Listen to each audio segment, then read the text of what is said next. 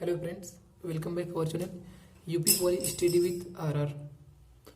जैसे कि हमने आपको बताया था कि हमारी जो क्लास केमिस्ट्री की स्टार्ट होगी वो आज से ही स्टार्ट होगी, जो स्टार्ट हो चुकी है। आज हमारा ये फर्स्ट डे है केमिस्ट्री का। आज हमने पहला लेक्चर स्टार्ट कर दिया है और इसमें हम आपके लिए एक नोट्स बनाई है जो मेरी हैंड राइटिंग से बनाई गई है। देखिए, आपको मैं इसमें कुछ समझा देता हूँ। नोट्स में ये मैंने खुद से नोट्स बनाई है, polytechnic first semester applied chemistry की है। इसमें पहली डिफिनेशन दी गई है जो समस्थानिक की दी गई है। देखिए यहाँ पे, एक ही तत्व के परमाणु जिनके परमाणु क्रमांक समान होते हैं परंतु द्रव्यमान संख्या भिन्न होती है समस्थानिक कहलाते हैं। हमें इसमें बताया गया है कि जो समस्थानिक होते हैं वे एक ही तत्व के परमाणु जिनके परमाणु क्रमांक समान होते हैं परंतु द्रव्यमान संख्या भिन्न होती है समस्थानिक कहलाते हैं। इलेक्ट्रॉनों की संख्या समान होने के कारण समस्थानिक के रासायनिक गुण समान होते हैं परंतु भौतिक गुण भिन्न होते हैं। यहाँ पे एग्जाम्पल दिया गया है हाइड्रोजन के समस्थानिक, जैसे 1H1, 1H2, 1H3 क्रमशः इनको यहाँ पे डिनोट भी कर दिए गए हैं। प्रोटियम, ड्यूटेरियम, टाइटेटियम है। हमारी नेक्स्ट जो हेडिंग दी गई है वो है आइसोबार समभारी। इसमें दिए गए वे परमाणु जिनके परमाणु क्रमांक भिन्न परंतु परमाणु भार समान होते हैं समभारिक कहलाते हैं। देखिए एग्जाम्पल में दिया गया आर्गन का परमाणु क्रमांक 18 होता है और परमाणु भार 40 होता है।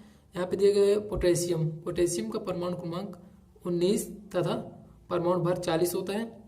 और कैल्शियम होता है जो इसका परमाणु क्रमांक 20 तथा परमाणु भार 40 होता है। ऐसा कि हम ये बोल सकते हैं कि आर्गन, पोटेशियम एवं कैल्शियम समभारिक तत्व हैं। फिर जो हमारा ये पहला लेसन था एटॉमिक स्ट्रक्चर, इसी में हमारा जो मेन रोल ये परमाणु का है। तो हम इसमें देखेंगे परमाणु क्या होता है। परमाणु, इसको इंग्लिश में एटम बोलते हैं। द्रव्य का वह सूक्ष्म कण जो रासायनिक अवस्था में बिना विभाजित हुए भाग ले सकता है परमाणु कहलाता है। यहाँ पे हमें बताया गया है कि परमाणु द्रव्य का वह सूक्ष्म कण है जो रासायनिक अभिक्रिया में बिना विभाजित हुए भाग लेता है परमाणु कहलाता है। इसके बाद हमें यह इसी में दिया गया है नेक्स्ट हेडिंग में मूल कण, फंडामेंटल पार्टिकल्स। परमाणु के अंदर कुछ कण होते हैं जिन्हें मूल कण कहते हैं। ये कण 3 प्रकार के होते हैं, इलेक्ट्रॉन, प्रोटॉन तथा न्यूट्रॉन। इसी में साथ साथ हमने यहाँ पे मेंशन कर दिया है कि इनके प्रतीक, आवेश, द्रव्यमान एवं खोजकर्ता। इलेक्ट्रॉन का प्रतीक E होता है, प्रोटॉन का P, न्यूट्रॉन का N। इसका इलेक्ट्रॉन पर माइनस चार्ज होता है और प्रोटॉन पर प्लस का। न्यूट्रॉन न्यूट्रल, उदासीन, नो चार्ज, इसमें कोई चार्ज नहीं होता है। इनकी द्रव्यमान की बात करें तो इलेक्ट्रॉन का द्रव्यमान 9.1 इंटू 10⁻⁻28 ग्राम होता है। प्रोटॉन का द्रव्यमान 1.67 इंटू 10⁻⁻24 ग्राम। और इसका न्यूट्रॉन का और प्रोटॉन का दोनों का द्रव्यमान सेम होता है। यहाँ पे इसमें इसका भी यही हो जाएगा 1.67 इंटू 10⁻24 ग्राम। इसके बाद आता है ये खोजकर्ता। इलेक्ट्रॉन की खोज जे थॉमसन ने की थी और प्रोटॉन की रदरफोर्ड ने की थी और न्यूट्रॉन की जेम्स चैडविक ने की थी। हम इसे याद रखने के लिए एक ट्रिक भी यहाँ पे मेंशन कर दिए हैं, ईंट पर नाच। मतलब इसे इलेक्ट्रॉन, टी से ईंट से मतलब यहाँ पे इसका मतलब इलेक्ट्रॉन टी, इसके खोज करता है टॉमसन या थॉमसन, जो भी बोल सकते हैं, दोनों बोल सकते हैं। प्रोटॉन मतलब पर, प्रोटॉन इसके खोज करता रदरफोर्ड। एन यहाँ पे न्यूट्रॉन और इसको खोज करता चैडविक। इसको हम इस ट्रिक के माध्यम से देखते हुए समझेंगे। इसके बाद जो हमारी नेक्स्ट हेडिंग है उसको आप देखिएगा। इसमें हमें आज का जो देखना है ये है हमारा परमाणु क्रमांक। परमाणु क्रमांक को जेड से भी प्रदर्शित करते हैं। यहाँ पे ऐसे यहाँ पे हमने लिख भी दिया परमाणु क्रमांक जेड, एटॉमिक नंबर जेड। देखिए आप लोग, किसी तत्व के परमाणु के नाभिक में उपस्थित प्रोटॉनों की संख्या को उस तत्व का परमाणु क्रमांक कहते हैं। जो यहाँ पे हमें दिया गया है परमाणु क्रमांक, इसकी डेफिनेशन ये बनेगी कि किसी तत्व के परमाणु में उपस्थित प्रोटॉनों की संख्या को उस तत्व का परमाणु क्रमांक कहते हैं। इसे यहाँ पे डिनोट भी किया गया है P = Z, यानी हम कह सकते हैं कि किसी परमाणु में जितने प्रोटॉन होंगे उतने ही Z होंगे। उदाहरण के लिए यहाँ पे सोडियम का हमने उदाहरण ले लिया है 11Na = P = 11 = Z।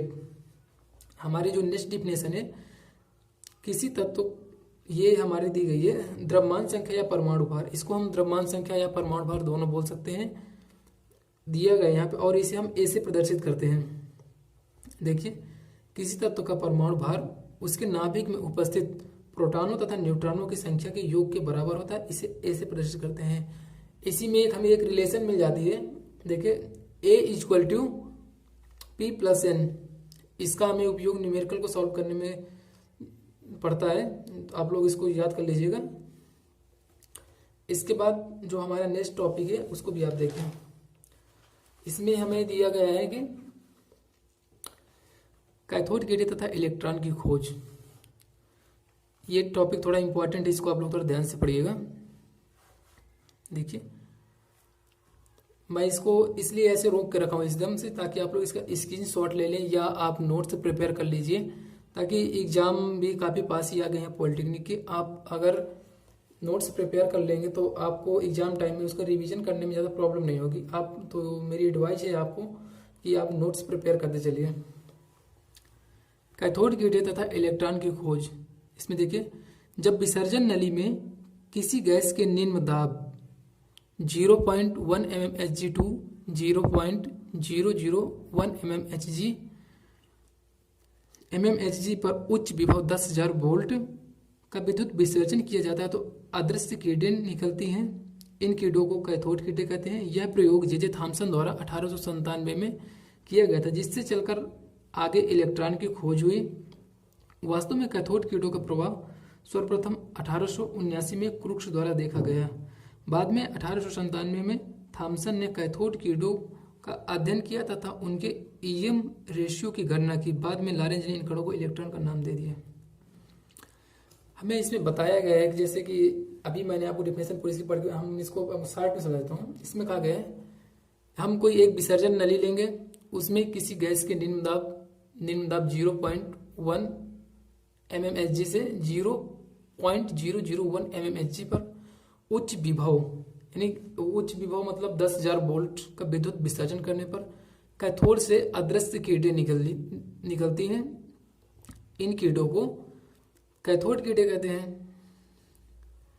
यह प्रयोग जे थॉमसन द्वारा 1897 में किया गया था, जिससे चलकर आगे इलेक्ट्रॉन की खोज हुई। वास्तव में कैथोड किरणों का प्रवाह सर्वप्रथम क्रुक्स द्वारा 1879 में देखा गया। बाद में 1897 में थॉमसन ने कैथोड किरणों का अध्ययन किया तथा उनके ईएम रेशियो की गणना की। बाद में लॉरेंज ने इन कणों को इलेक्ट्रॉन का नाम दिया। इसी के साथ साथ हम इसकी कैथोड की विशेषताओं को भी देखते चलेंगे। जैसे कि यहाँ पे हमने मेंशन की है कैथोड की कई सारी विशेषताएं। आप देखें पहले इसमें दी गई है कैथोड किरणें सीधी रेखा में चलती हैं तथा अपने मार्ग में आने वाली वस्तु की छाया दर्शाती हैं। सेकेंड पॉइंट में दिए गए हैं कैथोड किरणें मैकेनिकल प्रभाव यानी यांत्रिक इफेक्ट यानी यांत्रिक प्रभाव उत्पन्न करती हैं। जब किसी हल्के पैडल चक्र को इनके मार्ग में रख दिया जाता है तो वह घूमने लगता है। इससे सिद्ध होता है कि कैथोड किरणें सूक्ष्म कणों से बनी होती हैं, जिसमें द्रव्यमान तथा गतिज ऊर्जा होती है। इस पॉइंट का कहने का मतलब ये है जो कैथोड किरणें हैं वो यांत्रिक प्रभाव उत्पन्न करती हैं। जब किसी हल्के पैडल चक्र को लाइक ऐसे हल्का सा कोई छोटा सा फैन टाइप में उसको ऐसे जब इनके मार्ग में रख दिया जाता है तो वह घूमने लगता है, जिससे सिद्ध होता है कि कैथोड किरणें सूक्ष्म कणों से बनी है तथा द्रव्यमान एवं गतिज ऊर्जा इनमें होती है। इसका नेक्स्ट पॉइंट है कैथोड किरणें ऋणावेशित होती हैं। विद्युत क्षेत्र में ये धनावेशित प्लेट की ओर मुड़ जाती हैं, जिससे सिद्ध होता है कैथोड किरणें ऋणावेशित कणों से बनी होती हैं। थर्ड पॉइंट में बताया गया है यहाँ पे कैथोड किरणें ऋणावेशित होती हैं जो विद्युत क्षेत्र में धनावेशित प्लेट की ओर मुड़ जाती हैं। इससे सिद्ध होता है कैथोड किरणें ऋणावेशित कणों से बनी होती हैं। कहने का मतलब यहाँ पर ये कुल मिला के कैथोड किरणें ऋणावेशित कणों से बनी होती हैं। नेक्स्ट पॉइंट है ये हरे रंग की प्रतिदीप्ति उत्पन्न करती हैं। और 5वां नंबर हमें दिया गया है कि कैथोड किरणें चुंबकीय क्षेत्र में विचलित हो जाती हैं। नेक्स्ट ऊष्मीय प्रभाव दर्शाती हैं। इसके ये दो पॉइंट दिए गए हैं, ये लास्ट के पॉइंट हैं, ये दोनों पॉइंट इंपॉर्टेंट है काफी। कैथोड किरणें फोटोग्राफिक प्लेट को प्रभावित करती हैं। फोटोग्राफिक प्लेट क्या है वो अभी आप लोग नहीं समझ पाएंगे, क्योंकि आप लोग न्यू जनरेशन के स्टूडेंट हैं। पहले के टाइम पे जब डिजिटल कैमरा नहीं थे तब उस टाइम पे हम रील का उपयोग करते थे, ये उसी के बारे में बताया गया है यहाँ पे। नेक्स्ट पॉइंट दिए गए हैं, कैथोड किरणों की प्रकृति विसर्जन नली में ली गई गैस अथवा कैथोड के पदार्थ पर निर्भर नहीं करती है। यहाँ पे अब हमें दी गई है इलेक्ट्रॉन की विशेषताएं, देखिएगा। इलेक्ट्रॉन सभी तत्वों के परमाणु में उपस्थित ऋणावेशित कण है। इलेक्ट्रॉन का द्रव्यमान 9.1 इंटू 10⁻⁻28 ग्राम होता है और इलेक्ट्रॉन पर -1.6 इंटू 10⁻⁻19 कूलम आवेश होता है। एक इलेक्ट्रॉन का आवेश द्रव्यमान अनुपात 1.759 इंटू 10⁸ कूलम प्रति ग्राम होता है। यहाँ पे ये हमने फिगर यहाँ पे ड्रा कर दिया है इसका, ये कैथोड किरणों की उत्पत्ति का फिगर है। देखिए यहाँ पे हम जैसे बताया था कि एक विसर्जन नली ली गई है, तो ये हमारी ये जो आपको यहाँ पे दिख रही है ये विसर्जन नली है। और इस पे हमने क्या किया था, निम्न दाब ले लिया है और इसी में ये कैथोड है यहाँ पे, जिससे कैथोड से ये किरणें निकलती हैं। एनोड ये यहाँ पे चमक देखी गई जिसे हमने कैथोड किरणों का नाम दिया है। उच्च विभव यहाँ पे हमने एक बैटरी लगा दी है, कोई मतलब इलेक्ट्रिक स्रोत यहाँ पे लगा दिया गया है, जिससे कि हाई वोल्टेज पावर का यहाँ पे लगाइए उच्च विभव। इससे हम विद्युत विसर्जन करते हैं तो कैथोड से अदृश्य किरणें निकले, जिन्हें हम कैथोड किरणें कहते हैं। फ्रेंड्स, आज का हम अपना ये लेक्चर यहीं तक रखते हैं। नेक्स्ट लेक्चर आपका जस्ट इसके 24 आवर्स बाद ही होगा। तब तक आप लोग इस लेक्चर को जो आज हमने इसमें जो हम डिस्कस किए हैं उनको आप नोट्स उनकी प्रिपेयर कीजिए और इनको तैयार कर लीजिएगा। नेक्स्ट लेक्चर में हम एनोड किरणें तथा प्रोटॉन की खोज के बारे में देखेंगे और हम उसी में थॉम्सन का परमाणु मॉडल, रदरफोर्ड का परमाणु मॉडल और बोर का परमाणु मॉडल भी डिस्कस करेंगे। फ्रेंड्स, तो आप इस वीडियो को रोक के इसके नोट्स बना लीजिए। Thanks for watching.